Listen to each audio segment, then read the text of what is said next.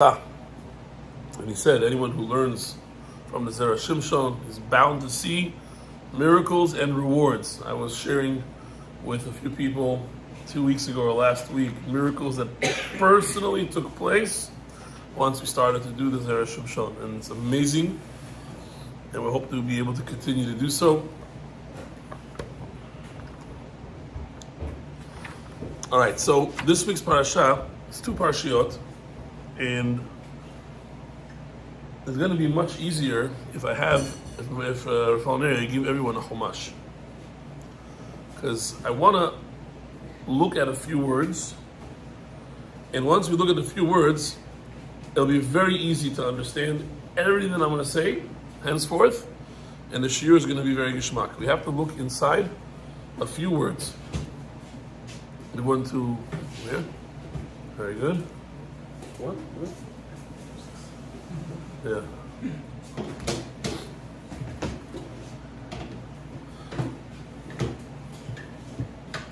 Okay, so we're gonna look at.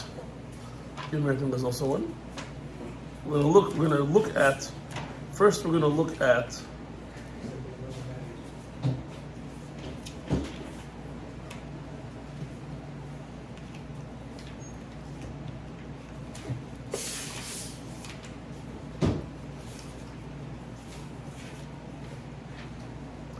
Page 473, Perek Lamed Aleph. 473.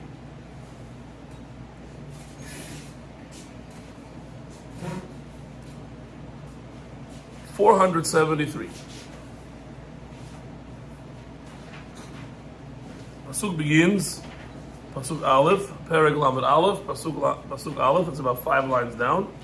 Vayidaber Hashem Moshe lemor, Hashem spoke to Moshe saying, Nekom, take revenge, Nikmat b'nei Yisrael, the revenge for the Jewish people, Me'et ha-Midyanim, from these Midyanim, Achar te'asef el amecha. And after you do that, Moshe Rabbeinu, after you're going to take the revenge, what's going to happen? Te'asef el amecha. You're going to be niftar. Te'asef means we gather you, el amecha, to your people. That means you're going to Shamayim. You're going to go visit the rest of the people up there, your nation in Shamayim.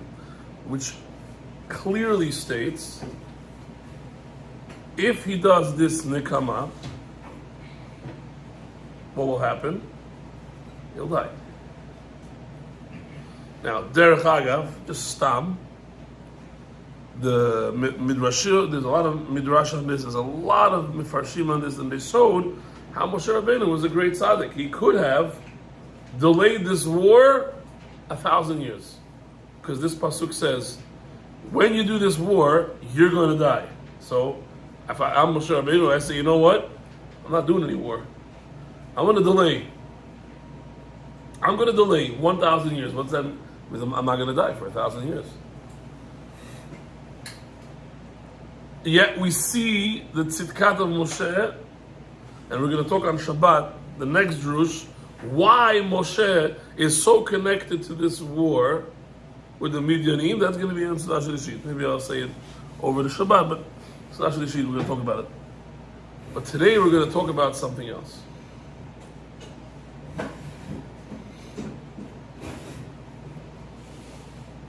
They are told you're going to make a war. Okay.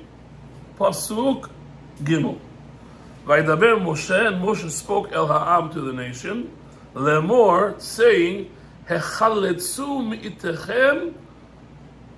Very interesting word, Hechaletzu mi'itechem. If I was going to say, take from yourself people for the war, I would say, gather, He'asifu, or Likahel, make a kehillah. Let's get a kehillah going here, and then we'll go and do something.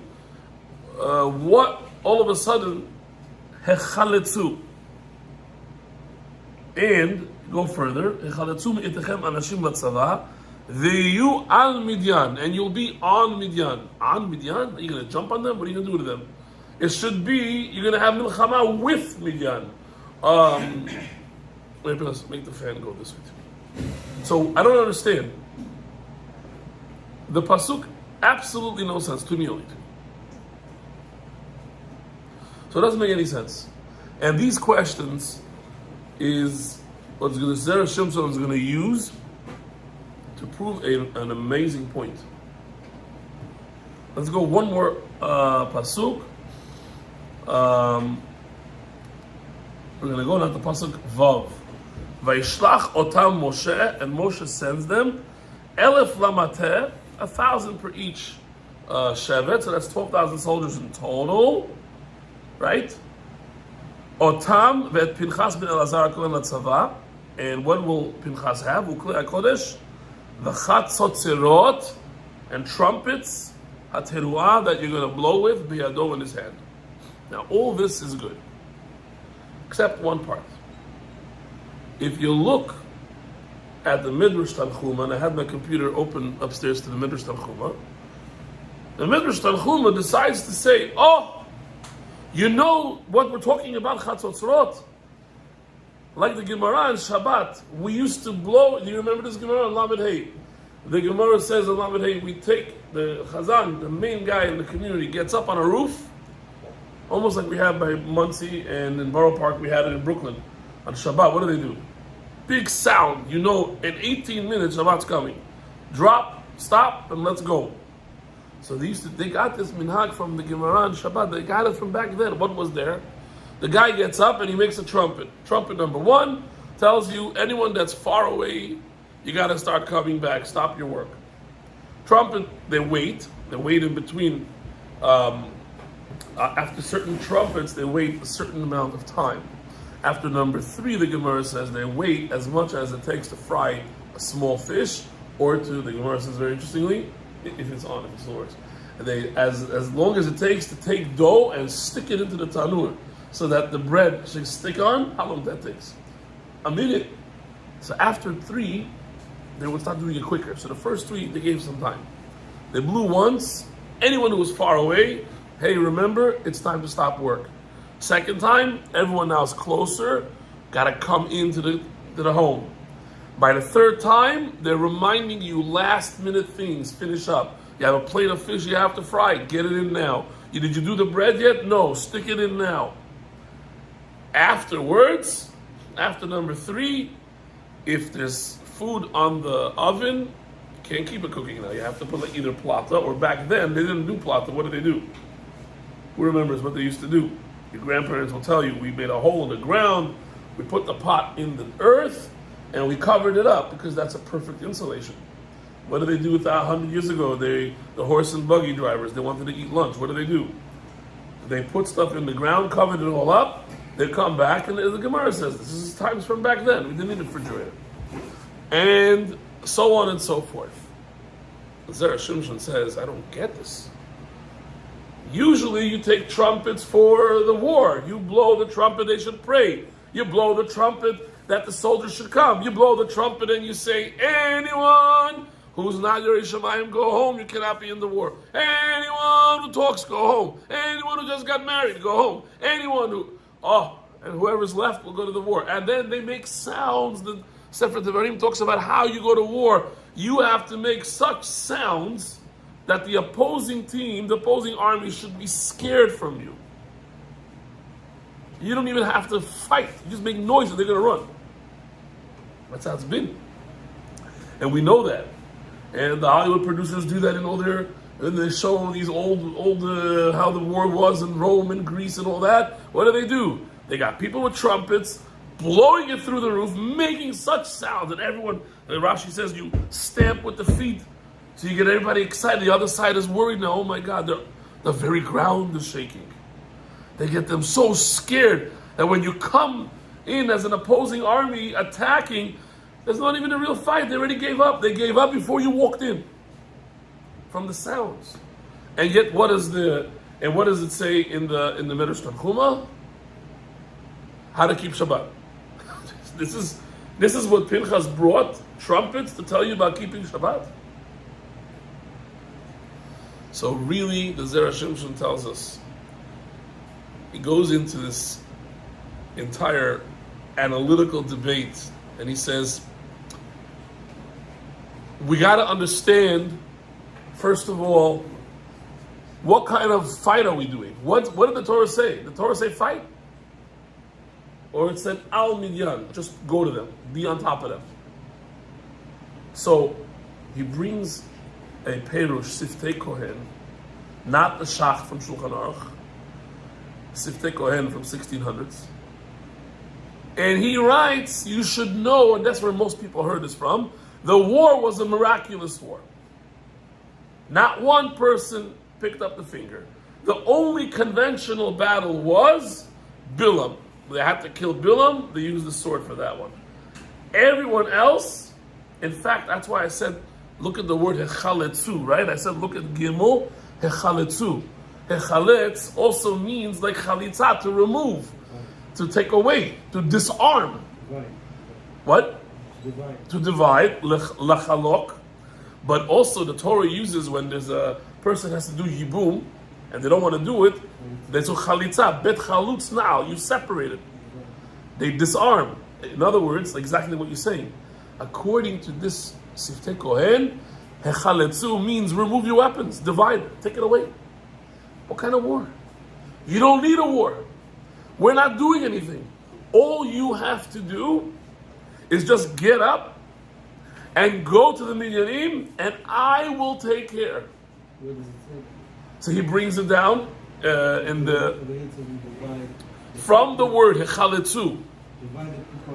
And because by Bil'am it says that they killed Bil'am lefi charev in Pinchas, only him they used the sword, nobody else.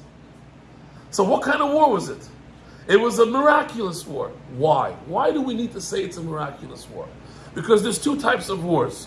One war is called milchemet mitzvah. God commanded you conquer over the land of Canaan. Yeah, it's a mitzvah. Even on Shabbat you could do it. Then you have milchemet reshut. David HaMelech needs a garage for horses. He sees the country next door is great for horses. They come over to this, say hello. We're your neighbors. You want to be slaves? No? Okay, kill them all. That's a milchemet reshut. That's optional. You want to, you can. You cannot do milchemet reshut on Shabbat. Okay. This one seems like milchemet mitzvah because it says Nikol Nikmat Hashem. But one problem. If you're going to do this, who dies? Moshe Rabbeinu. So what kind of mitzvah is it? Kill the people that hate Hashem. And by doing that, you're also killing the one and only guy that loves Hashem, that protects us, and that's our leader that connects us to Hashem. And maybe you want to think now, it's not a mitzvah. Pay attention to this. This is crazy. So, it is a mitzvah. Nekol Nikmat Hashem. Do it. Problem. If I do that, I'm also going to end up having Moshe Rabbeinu niftar. Maybe it's not a mitzvah. Not only that, even milchemet reshut, let's say the opposing army came after the Jewish people, and it's on Shabbat. Well, we shouldn't do anything? We should stand there, kill us on Shabbat? No, sakana nefashot, you're allowed to. So reshut or mitzvah, you could do it on Shabbat. Problem is, Moshe Rabbeinu is going to die. We don't want to say it's a milchemet mitzvah because we don't want Moshe to die. We're going to wait. We're going to wait. So far, so good. Therefore, now I want to tell you one thing before we go any further. Usually, we protect our people. Understand? He's one of us. We're not going to let him down. Moshe Rabbeinu was one of us. We don't want him to go down. You don't want him to go down. I'll give you an example. This happened to me mamash today. I think it's because I was teaching this, and I think Hashgacha Pratit. I'm driving, a little tired. I went to Brooklyn today, so I didn't pay attention on the ways. There was a cop right after the 87. Catches me doing the 81. I was doing much more than that, but his machine caught me on 81. Pulls me over. He tells me you got to stop. Someone's behind me. I look. I see the lights. I'm like, okay, flip into the middle lane, then go to the right lane, and I just had to stop for him. What was I going to tell him? I had nothing to say. I opened my wallet, I pulled out my cards. I have 2 cards. And I'm part of a fraternity order of police. I'm part of them, Lodge 777, as a chaplain. Pulled out my chaplain card, pulled out all the cards, and I just told them that I'm one of you. I love you, I support you, I'm part of you. They don't let their guy go down. So he didn't even bother going to the computer to check. He's like, okay, just stay safe. Gave me back everything, and I went further. Naturally, we don't want to fight this war if we know Moshe Rabbeinu is talui. Why he's talui, we're going to do that on Shabbat. We're going to find out why is he so perfect for this job. Okay. We're not going to let him go down. So maybe we're not going to do it, even though we're going to say, if it's not a mitzvah, we don't want him to die. The whole point is to... So now take a look. What did we say?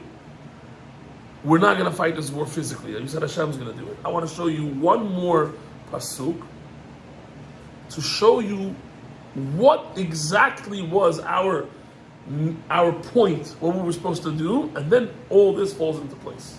Everyone open up to Parshat Pinchas, where, Parshat, in Perek Chavhei, Pasuk Yud Perek Chavhei Pasuk Yud is Parashat Pinchas. Yeah, Pinchas Pasuk Yud Zayin. So that's page 458, second paragraph. 458, second paragraph. And what does it say there? וידבר השם משה לאמור, צרור את המדיינים, והכיתם אותו. Why kitzorerim hem lachem? What does this new word that we just exposed to, tzaror, mean? Look at Rashi. Rashi writes on the page. It's going to be in the second column of Rashi, then it's going to be about 8 lines down. Tzaror. Kemo zachor, shamor, watch, remember, lashon hava, it's a commandment, alechem, to you, le'oyev otam, to have them as enemies. Does it say kill them? No. Does it say annihilate them? No. What does the pasuk clearly say? To start with them, to become with them as enemies. Clearly, Hashem is saying here, this is the second proof, by the way, that's another proof, that we're not fighting a physical war. Hashem will take it. Hashem will take care of it, and if that's the case, so why on earth did our parsha say Pinchas took trumpets? He's not blowing it to scare anyone. He's not blowing it because they're going into battle. He's not blowing it for any physical reason, so why bring the trumpets? That's why Medrash Tanchuma wrote Hilchot Shabbat by these trumpets. To tell you, you are not battling a physical war. Therefore, it's not a problem, mitzvah or a shoot, we don't care. Pinchas was there to remind you that Shabbat's going to come. Because there's a law. There's a Gemara in Yutet, in the Gemara in, which Masei was it that we took out today?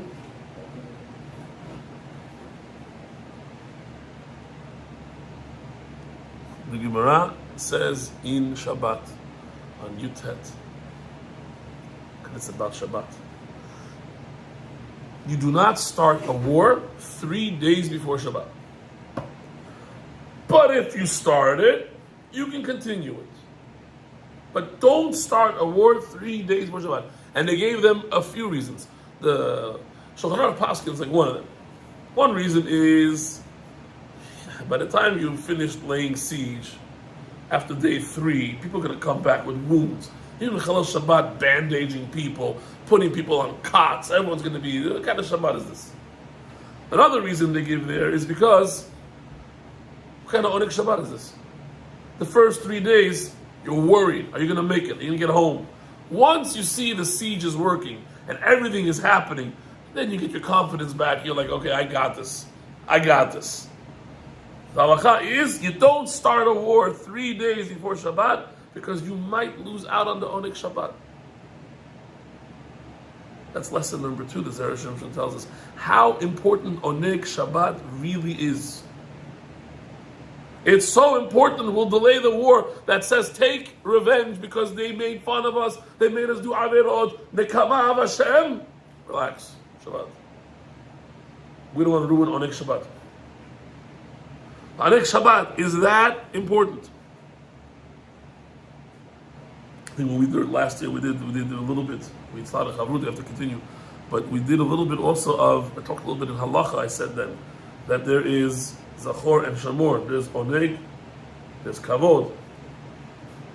Washing clothing would be the Kavod. Oneg would be enjoying. There's different parameters where each thing falls under. And to enjoy Shabbat is so important that a war that's going to take Nikama, we say it's okay, relax. We want you to enjoy Shabbat. For that reason, the Pasuk says Tzaror, that even though you need to do something, you don't have to fight. Hashem will take care of this one. That's your third lesson. That always in life, everywhere, and anything that you're going to do, you have to just do your hishtadlut. There's nothing more under the sun that you can do than your hishtadlut. Everything else happens from Hashem. Nothing you can do on your own without Hashem. I don't know if I can get this. This is, look, it says I have to have 10 qualifications. I have none of them. Just send it anyway. How am I going to own, how am I going to live in a big house that's 20 rooms? And just, Hashem said, just do your hishtadlut. If this happens to be that this is what Hashem wanted you to have, it's yours. The war. We just came out of Egypt. What do we have? We don't even have weapons. We don't have, according to some of the Parshiot, we had nothing. No one owned the pitchfork. One sword we had. One sword. We did that and we got Gavriel, miracle. How are you fighting a war? You don't need to fight a war. In fact, according to many Mefarshim, the very reason, the very fact you knocked down Bilam, they all gave up, the rest of them. They said, that was our guy. If they got him, what are we? We're done. And they had the giants. They fell. If they fell, what about us? We're done for. It's all about Ishtadlut. It's all about you putting in your Ishtadlut. And the second lesson we said was Oneg Shabbat, keeping the happiness of Shabbat. I remember times where certain setups, maybe in my own life, wouldn't work it. I made sure, in a way, that everything worked and everyone's happy. I worked it out. I knew that the Oneg was very important, and I did it. I'm going to sit in the Sefer all night. I'm going to be upset I didn't come. Where was I? Or all afternoon, where was I? So I changed the Sefer to something where I could incorporate them. I read, had the kids involved. Everybody started talking to each other. Everyone had a great time. Everyone had enough. Okay, I'm tired. I'm going to sleep. I get great. Then I go do what I have to. There's a way. And if you're able to give Oneg Shabbat and do that, Matot Manaim. And then, I want to just point out one other thing. The importance of a certain, if you look at the way Moshe Rabbeinu gives Nevuah and the way he talks, Zera Shimshon tells us something very important. At the beginning of Matot, he has a very small derush, very simple. And he says, Rashi says, Moshe Rabbeinu, he had Nevuah with the words Ko Amar Hashem, like all the other Nevi'im, Ko Amar Hashem, Ko Amar Hashem. If you want to see Ko Amar Hashem, or Zed Davar Asher Tziva Hashem, you can look at Bamidbar Perek Lamed, and you'll see the words Ko Zed Davar Hashem. These are the words of Hashem. Perek Lamed, Pasuk Bet. So that's the beginning of our parsha. This is the words that Hashem commanded. The Parsha we're going to say it like this. When Moshe spoke, when Moshe had nevuah, the God spoke through his throat. The voice emanated out of his throat. If you listen to the stories about dibukim, you know that a dibuk comes in, it's spoken from the stomach. Dibuk is a soul that lost its way and attaches itself to a living person. This dibuk, the way they talk from the stomach. Yeah. Moshe's voice, right, the voice. Moshe, when he gets nevuah, the voice comes out of his throat. Why in the throat? Because they say like this. Everything comes from Adam HaRishon's neshama, from his soul. Adam HaRishon ate and gave everyone to eat, and everybody ate and made all the avera of Etz Hadat. The part of the soul that Moshe got from Adam was the kaneh, where the windpipe is, the other lung, not your food pipe, the windpipe. That didn't eat anything. Therefore, he was able to have nevuah direct into his throat, emanated. I said that's the words over here. Zeh davar. These are the words. Came right out of him. Versus all the other nevi'im out of there, they did not speak through the throat. Because his throat was not in the sin of Adam. What does that mean for us? It's a lesson. That means regarding kashrut. That means regarding certain. We grew up our way, the 80s, the 90s, whatever age you are, 70s, 80s, 90s. We had our own different way. Life was very different. There was no cell phones. There were no internet crazy mishigas. To go do a crazy thing, you have to really go out there and do something crazy. Today, everything, if it's unfiltered, it's coming right in, one after the other. And you could see. Look at Moshe Rabbeinu. He had an issue with his lips because he had non-kosher milk. He was nursed first by a goyah. It didn't work out. They called his mother. He had that gold burn his mouth, so no letters came out of his mouth until Torah was given. He couldn't talk. Not one letter came out of his mouth. But yet nevuah, because his neshama was holy, there was still hope. He still had it. It went through his throat. So we have to think about ourselves and how our families are set up for the future. You have to think about it. There's physical, there's spiritual. How are you building that up that we can have our future on a much higher level? I tell it to my students all the time. I say, you guys are in yeshiva. Your parents didn't have this opportunity. And even if they went to a yeshiva, they didn't have it like this. You're going to regular high schools, not some, high school directly catered for your people, like, oh, you're that type. No, we're going into the regular places. What happened? We're on another level. They want you to be better. They put you here. We're on our way growing. And so we have to also take that into consideration. Moshe Rabbeinu spoke. This is the words, Asher Tzivah Hashem. Literally, these are the words because it came out of his throat. Why? Because that throat, the windpipe, was not part of the Avirah that the whole world suffered from Adam HaRishon. And L'Kol Shekain, how much more so, how we and what we do in the house. I'll give you just one example, personal example. Big debate in my family whether we should watch Disney or not. I was always, I saw 5 or 6 Disney movies, so I always thought Disney's kosher. Then I saw a report. Rescuers Down Under, when I said about the subliminal message, some crazy artist put a non-tzniut picture on the runway when that little birdie takes those 2 people to go save that orphan girl. How did you find it? Some guy went and pressed pause frame by frame to find it. Who's crazier? The guy looking for it? And who's more deviant? The one who put it into a cartoon. That was the start. Today we all know what Disney stands for and what type of family status they want to promote. So it becomes a problem. Even the PBS Arthur became a problem. We found out what he will be in the future. There was an episode at the end when they closed it all after 20 years. He was married to someone like him.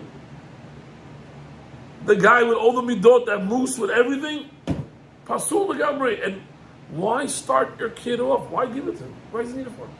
If there's an option not to play it for them and have other things going, save them.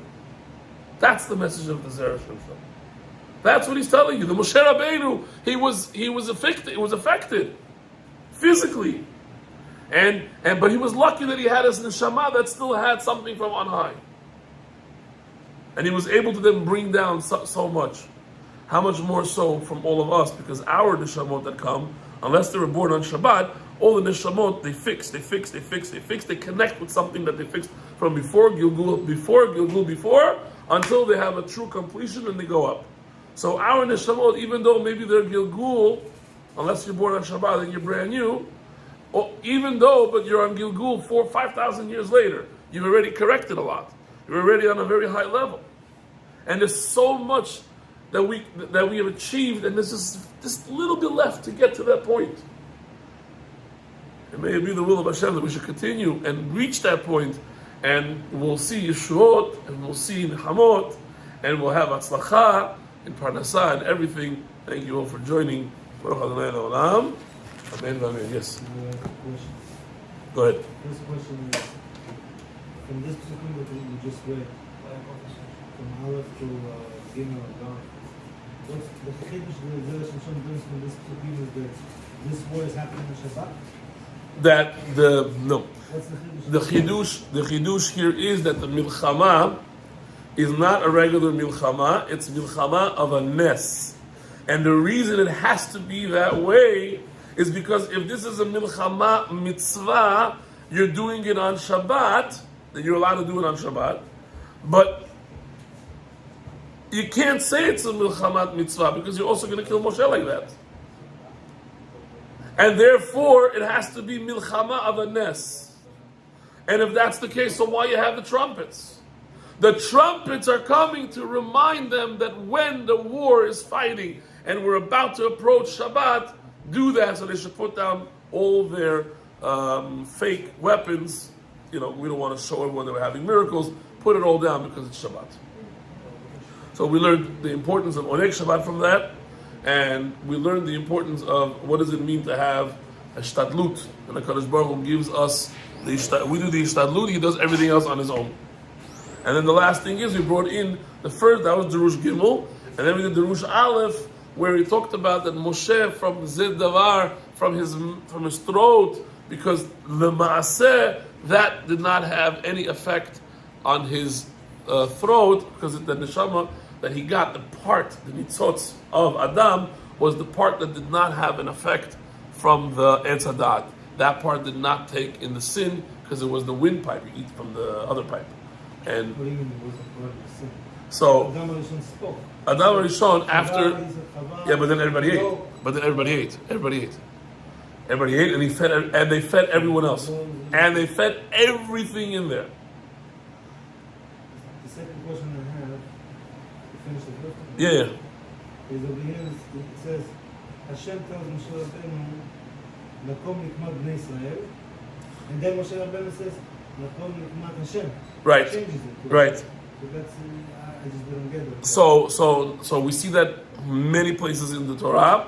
At Chag HaMatzot, at Chag HaPesach. Pesach was for us. Pasachti al bnei Yisrael. V'hotzi'i otam eretz Yitzrayim. I jumped over the houses. But we say Chag HaMatzot because you gave us the mitzvah and you want to do the mitzvah. So we see that a lot of times Hashem will toled for us because we're Am Meshulash, Am Segulet, Am Mesugal. We should also be grateful because we should say Chag HaPesach. Why? Because we're grateful Hashem Pasach. So we do both. But the way we attribute, that's the way we attribute, and it's a love. It's if you want to know where this comes from, it comes from a love.